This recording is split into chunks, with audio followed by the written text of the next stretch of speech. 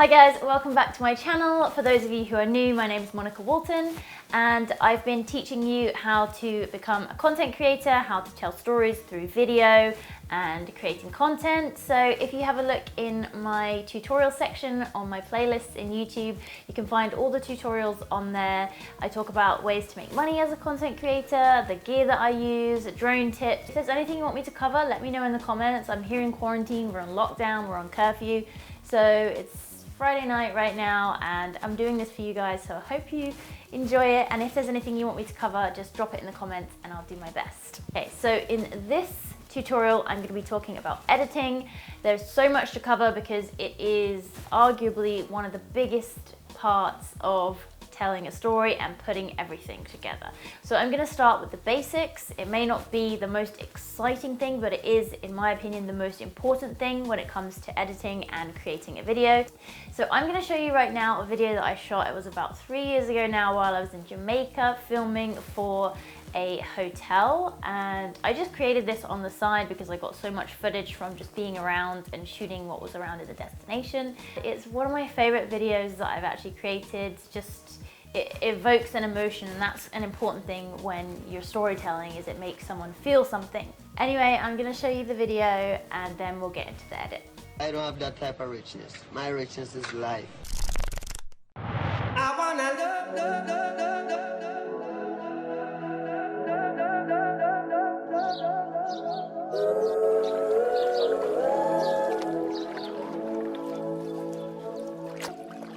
Is this love, is this love, is this love, is this love that I'm feeling?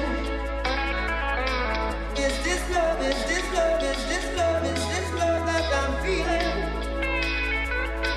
Is this love, is this love, is this love, is this love that I'm feeling? Is this love, is this love, is this love, is this love that I'm feeling? I wanna go.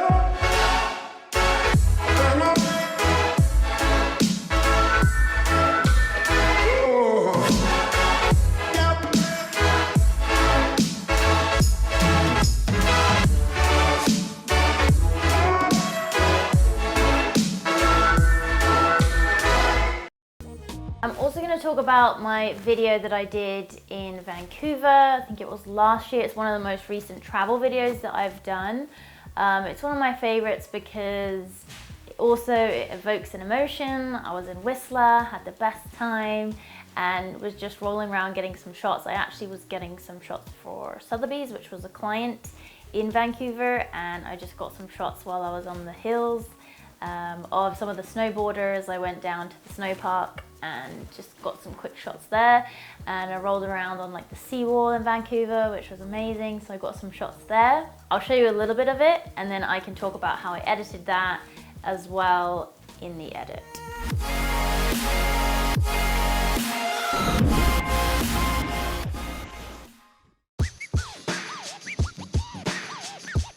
So a lot of people will actually put the music in after and edit the music to the shots, but I usually like to find a song that really inspires me, that will evoke emotion, like I talked about earlier, and will have some sort of beat drop to it to heighten the emotion in the video.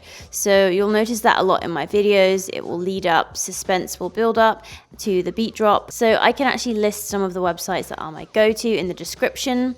What you're seeing here is Artlist. So in the past I've used lots of tracks like the Jamaica video and Vancouver video that were tracks that really inspired me, but they aren't copyright free. So if you use those, it could possibly be taken down if you're posting on social media, and if you want to monetize your YouTube channel, you have to use copyright free music. So I'm actually an affiliate with Artlist, so I'll put a link in the description so you can go on and browse through a massive selection of songs. Okay, so in the left-hand panel, you'll have all your shots here and you could list them. So some people will actually put all their shots on the timeline and choose that way, but I like to use this window to sift through and look in the source monitor. If I'm shooting everything myself, I know which shots I'm looking out for, and it's a little bit easier to choose. So you might see in a lot of my videos I choose an establishing shot, so that just means it's setting the tone for the video. So for example, in the Vancouver video, I had a drone shot of Vancouver to show people this is where the video is going to be. So it sets the tone and pace for the story and lets people know what to expect. And in the Jamaica video, I also had a drone shot as well. So when you're transitioning and choosing your shots, you want to put together sequences. So that's wide, medium, and tight shots that really tell a story. And it helps to tie together shots that have movements that flow in a similar way. So if you're going from a still shot to a moving shot, it can be a little bit jarring for the viewer. So you want to make sure it flows with the movements, the camera movements that you have. So in the Vancouver video here's an example of me on the snowboard, and then coming in, it cuts to a shot of the traffic light moving past and then moving around the statue. So it's a nice transition and it isn't as jarring.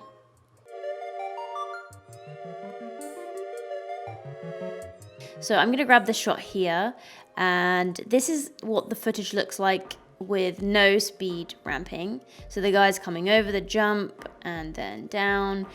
So for the speed ramp, you just right click and show clip keyframes, time remapping, and speed.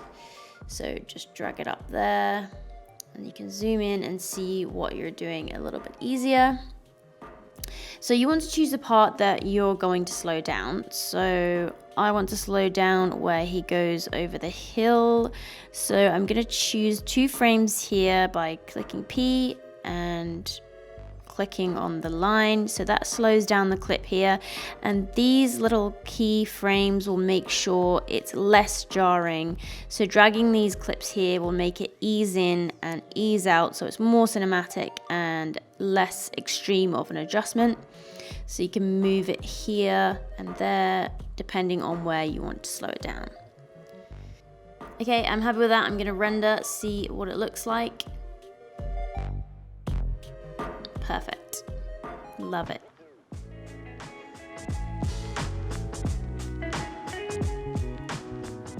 So for color grading, you can add lumetri color, RGB curves. So you'll just go down to basic correction and you can play around with the temperature. You can make it warmer, you can lower the exposure or make it brighter. So I usually go for a vintagey look, and you can figure out what you like, play around with the curves, play around with it and see what you like. So I'm gonna put a fade on. There's a bit too much there, so I'm gonna bring it down a bit. So really with the color grading, speed ramping, how you choose and place your shots really tells the viewer what to feel and when to feel it. So if any of that was really confusing for you, don't worry, you can subscribe to my creators course. The link is in the description and I'll talk you through editing from scratch. So opening up a project and going through what your Premiere Pro should look like.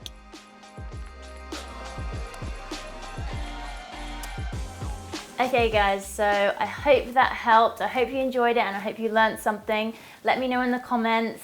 Give me a thumbs up if you liked the video, and if you haven't subscribed, I hope you will. And you can always click the bell as well so you get notified whenever I post a new video as well.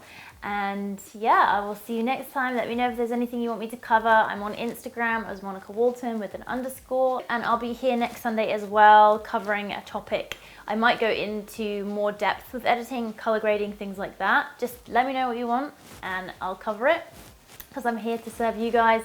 And yeah, I'll see you next Sunday, and thanks for watching.